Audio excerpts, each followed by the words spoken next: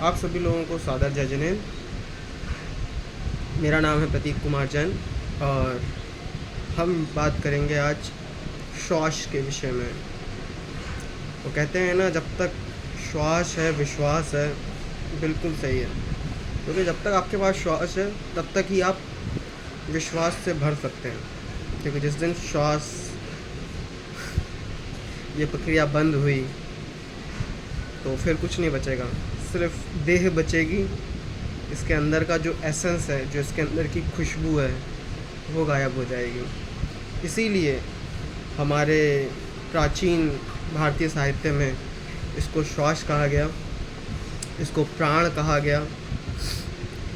प्राण के लिए इंग्लिश में कोई शब्द ऐसे मिलेगा नहीं आपको। लाइफ को प्राण नहीं कहते, ठीक है। तो अब कैसे आप ये प्राण अपने अंदर लेते हैं और उसको छोड़ते हैं, और कितनी आपकी जो कैपेसिटी है फेफड़ों की श्वास लेने की, वो कितनी डेवलप है। अगर डेवलप नहीं भी है तो चिंता की कोई बात नहीं, भाई आया है डेवलप करवाएगा, निश्चिंत रहिए इस बात से। तो अब आगे हम बात करते हैं। तो आपने सुना होगा, बहुत सारे जो भी भारतीय लोग हैं उन्होंने तो सुना ही होगा प्राणायाम। तो प्राणों का एक आयाम होता है, और जो आप लगातार प्रैक्टिस करते रहते हैं तो आप उसको धीरे धीरे धीरे धीरे फील करना शुरू करते हैं। लाइकवाइज मैं आपके लिए कुछ एक्सपेरिमेंट देता हूँ। पहले आप कीजिए, एक बार सांस लीजिए अपने हाथों को उल्टा रख के, और महसूस कीजिए कि सांस कहाँ तक गई।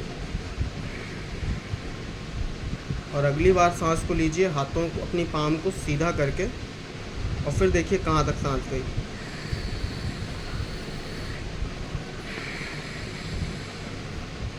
आपको इसी में फ़र्क समझ में आने लगेगा कि श्वास लेने में कितना फ़र्क होता है। अब हम बात करते हैं कि क्या आप गहरी श्वास ढंग से ले सकते हैं, तो इसका उत्तर भी होगा नहीं। जब हम छोटे होते हैं, बच्चे होते हैं, तब हम श्वास सही से लेते हैं, लेकिन हम जैसे जैसे बड़े हो रहे होते हैं वैसे वैसे बार बार गिरते हुए, काफ़ी जगह चोट लगते हुए, या किसी भी कारण से, स्ट्रेस की वजह से, टेंशन की वजह से, हो सकता है कि आप सांस लेना भूल गए हो, ढंग से आप श्वास ना ले पाएँ। क्योंकि आप कभी, आपको श्वास लेते देखना है किसी को, तो आप किसी जानवर को देखिए, जब वो गहरी श्वास ले रहा होता है तो श्वास नीचे आ रही, अंदर आ रही होती है धीरे धीरे धीरे धीरे धीरे धीरे, और जो पेट का डायमीटर होता है वो पूरे में फैलता है, ठीक है। आप अगर श्वास गहरी लेने की कोशिश करते होंगे तो आपके कंधे ऊपर होते होंगे, आप मुंह बनाते होंगे, ज़ोर से खींचने की कोशिश करते होंगे श्वास को, तो वो सब करने की ज़रूरत कोई नहीं होती है। आप, थोड़ी सी समस्याएं हो गई हैं, उसकी वजह से प्रॉब्लम्स हैं, और वो धीरे धीरे दूर हो जाएंगी, ऐसी कोई बात नहीं है। महीने 2 महीने के प्रैक्टिस में आपकी सारी समस्याएं धीरे धीरे ख़त्म हो जाएंगी। अब ये भी बताना पड़ेगा कि आपको श्वास इम्पॉर्टेंट क्यों है। क्योंकि बताओ तो मैं आपको चुका हूँ कि श्वास आपने जिस दिन लेना बंद कर दी, उस दिन सिर्फ देह रह जाएगी। ये इस देह के अंदर जो एसेंस है वो नहीं रहेगा। लेकिन फिर भी कुछ और फैक्टर मैं आपको देना चाहूँगा कि अगर दिन भर में एक इंसान खाना खाता है, भोजन करता है, तो वो कितना भोजन ग्रहण करता होगा? 2, 2.5, 3 किलो, 4 किलो, 4.5, 5 किलो, मतलब 5 किलो भोजन तो वो करते हैं जो बहुत बॉडी बिल्डर हो या बहुत ओबीज़ हो, बहुत ज़्यादा मोटे हो।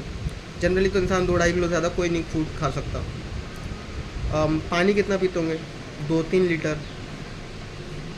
2-3 लीटर आपको सुन के लग रहा होगा कि ये तो बहुत ज़्यादा है, हम तो 1 लीटर भी नहीं पीते। सही है, आप लोग 4-5 गिलास पानी भी नहीं पीते, बहुत से लोग नहीं पीते।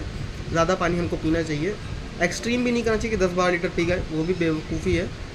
3-4 litre it's more than sufficient, बहुत बढ़िया। क्योंकि फिर आपको खाने से भी आपका पानी मिलता रहता है, आप जो आप चीज़ें खा रहे हैं उनसे भी आपको पानी मिलता रहता है।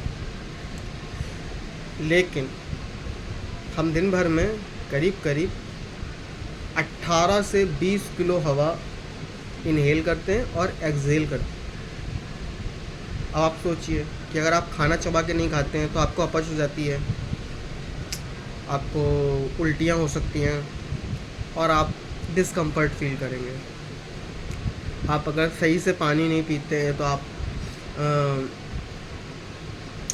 शुष्क महसूस करते हैं अंदर से, आपको आपका हाइड्रेशन धीरे धीरे लेवल कम होने लगता है, आप प्रॉपरली आप काम नहीं कर पाते, आपके जो शब्द होते हैं वो स्लरी होने लगते हैं, और भी बहुत सी चीज़ें होती हैं जो आपका पूरा मुंह सूख जाता है। सोचिए, खाने और पानी से, जो कि हम कुछ दिन भर में कितनी देर के लिए करते होंगे, मतलब खाना खाने में अगर आप दो टाइम खाते हैं, 3 टाइम खाते हैं, तो आधा घंटा 45 मिनट आपने खाना खाने में लगा दिया। पानी पीने में तो आप उतना भी देर नहीं लगाते, आप मतलब पूरे दिन भर में अगर आपने 2-3 लीटर पानी भी पिया है तो कितनी देर लगती होगी, 5-6 मिनट। लेकिन जो हम हवा लेते हैं और छोड़ते हैं कंटिन्यूसली, जो हम श्वास लेते हैं और छोड़ते हैं,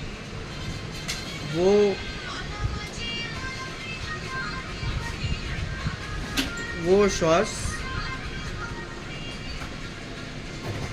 दिन भर में हम जो श्वास लेते हैं और छोड़ते हैं, वो सोचिए आप, अगर वो आप ढंग से नहीं ले रहे हैं तो आपके संग क्या क्या हो रहा होगा, किस किस तरीके की समस्याएं आप अपने शरीर के संग बढ़ाते जा रहे हैं।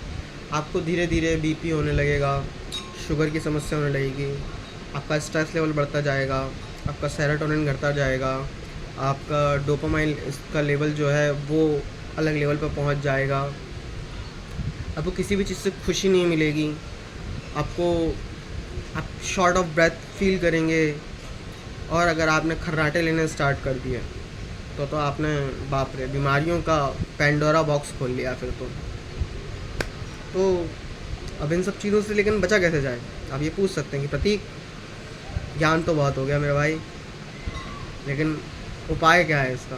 उपाय है, आप निश्चिंत रहिए, उपाय है, बहुत सरल उपाय है, कुछ करने की आवश्यकता नहीं है आपको धीरे धीरे ये प्रैक्टिस में लाना है। आपको कोशिश करनी है कि आप दिन भर में कम से कम 5 से 7 मिनट ये प्रैक्टिस कर पाएँ, और इसको धीरे धीरे बढ़ाएं। शुरुआत आप 1 मिनट से करें, 2 मिनट से करें, ज़्यादा देर करने की ज़रूरत नहीं है। धीरे धीरे ग्रेजुअली आप इसको इंक्रीज़ करते जाएंगे। लेट सपोज़ कि आपने अगर 2 मिनट से भी स्टार्ट किया, ठीक है, तो 2 मिनट से भी आपने अगर स्टार्ट करना शुरू किया और आपने पूरे साल भर सिर्फ 2 मिनट भी किया, मैं तो कह रहा हूँ कि आपने नहीं किया 10 मिनट 5 मिनट बिल्कुल नहीं बढ़ाया आपने कहा कि सिर्फ 2 मिनट ही करना है। लेकिन अगर आपने 2 मिनट भी दिन भर में करना शुरू किया तो आप करीब 20 घंटे प्राणायाम कर चुके होंगे पूरे साल भर के अंदर। 20 घंटे सिर्फ 2 मिनट देने से डेली। वहीं अगर आप इसको 5 मिनट 7 मिनट करेंगे तो चमत्कार तो आपके संग होने शुरू हो ही जाएंगे, उसमें मुझे कोई दो राय नहीं है, आपको भी नहीं होगी। आप प्रैक्टिस करके देखिए, बहुत इजी प्रैक्टिस है, ज़्यादा कुछ करने की ज़रूरत नहीं होती इस प्रैक्टिस में। शांति से बैठ जाइए, अगर कोई आसन आप लगा सकते हैं, पद्मासन, सिद्धासन, तो प्रैक्टिस है आपकी, बहुत अच्छी बात है।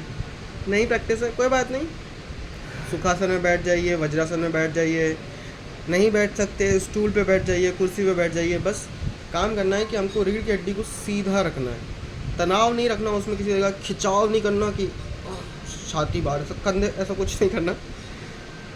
साधारणतया बिल्कुल आराम से कि रीढ़ की हड्डी सीधी है और आप बैठे हुए हैं, और आपको क्या करना है कि 6 सेकंड तक श्वास को अंदर लेना है और 6 सेकंड तक फिर श्वास को बाहर छोड़ना है, कुछ इस तरीके से।